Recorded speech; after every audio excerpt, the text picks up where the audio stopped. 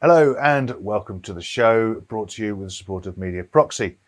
As we all know, 2020 has been a challenging year for most of our industry. Production stopped, whether it was live sports, concerts and events, or drama and movie production. Sadly, this resulted in some casualties and possibly more to come if things don't get back to normal soon.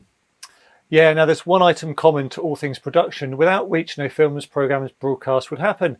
Of course, there's always a lens on the front of a camera. So we've invited Marc Cattrall from Fujifilm back, as he always seems to have an interesting insight into what's going on in the industry right now. Yeah, welcome to the show, Marc. Hi, Matt. Hi, Simon. Thank you for having me. So now that we're starting to see some light at the end of the COVID-19 tunnel, can you give us an idea of where you see the industry right now?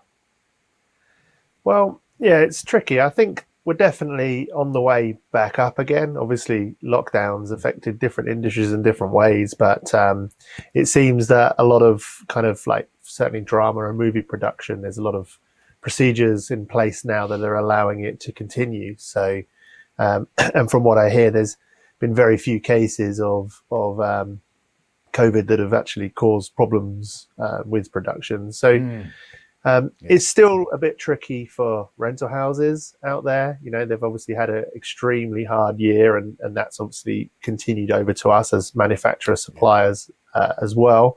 But the good news is that there's definitely light at the end of the tunnel. Drama production is really, really kicking in, especially here in the UK. We're very lucky to have a lot of investment from people like Apple and Netflix, etc.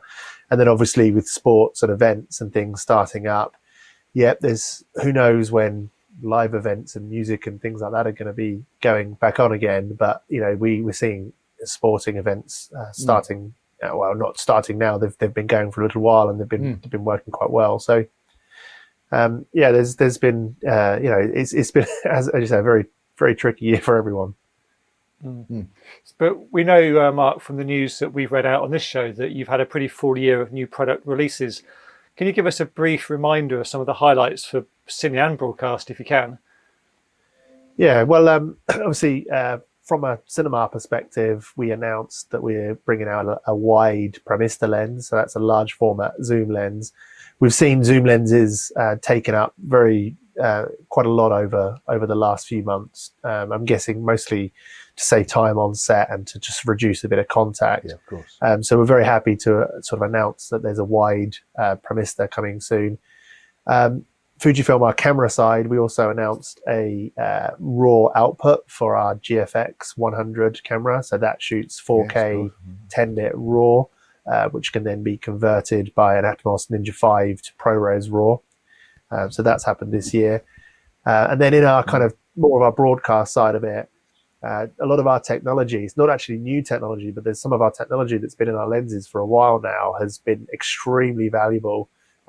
Things like remote back function control. So you can basically control all aspects of a lens remotely now.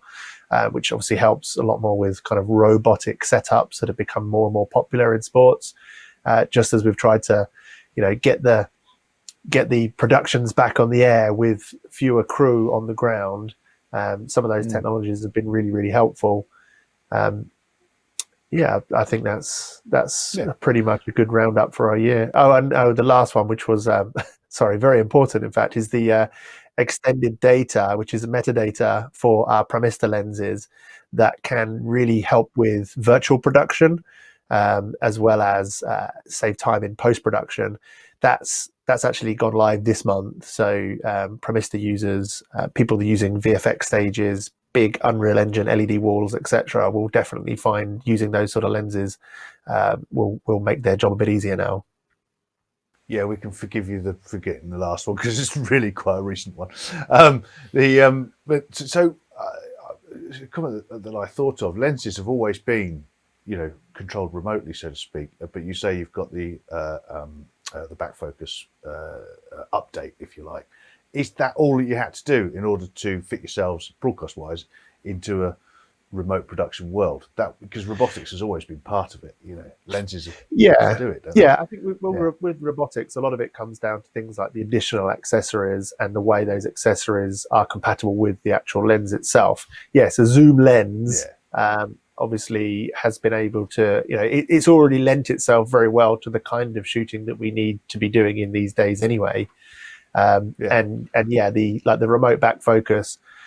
And then there's other things, there's other technologies as well, like breathing compensation that will slightly adjust the focal length just to compensate for the slight variations that you get in breathing on the really long the TV lenses. And obviously, the breathing can be quite distracting if you get a focus pull. But yeah, the actual so adapting to this world. I'd say it hasn't, we haven't had to do a great deal in terms of changing our in general product roadmap because, by a lucky coincidence, a lot of the technologies and a lot of our products are already set up for this sort of world. And even with the extended data, which has landed in a nice place because of the emergence of virtual production. Virtual production was already picking up anyway before COVID came along, as you can see by productions like The Mandalorian, etc. And it just happens that we were already developing this, and we just sort of rushed it around a little bit and made sure that it's in time, there in time. Yeah. So there was a mention there, Mark, of a roadmap, and as we head into 2021, can you predict the direction of the markets that Fuji lenses are focusing on? I guess we're going to hopefully stick to what we do best, which is to make really good zoom lenses that people get on well with. We do have some plans for some autofocus technology that will be going into some of our really long, large box lenses. We've been doing tests with our 80 times TV lens for a while, and I think we're going to be trying that in 125 times. And we've done some very successful tests over the last year and a half with various different production companies, and although autofocus seems like a bit of a bad word in this world, the results have been very good. And as sensors get larger and requirements get harder, for things like MotoGP and stuff like the fast moving stuff, some of the stuff that the technology allows, especially when using with the right camera technology as well, will hopefully really help production. So Mark, before we let you go, we've been asking all our guests that come on the show, I think you might have got away with it last time, to tell us something about them that we might not know, and maybe even your colleagues might not know about you. So what have you got for us? I'm not sure how I managed to dodge this last time, but I wish I had the same trick now. I don't know. I like to run. Done a few marathons, training for Brighton Marathon next year at the moment. Brilliant. Well, look, thanks for watching. We're impressed with that marathon running. We like those. Thanks for watching, and thanks to Mark for coming on the show. To see all our video interviews and kit reviews, then head over to KitPlus TV, which is brought to you with the support of Mediaproxy, and you can find out more about them at mediaproxy.com. Thanks again.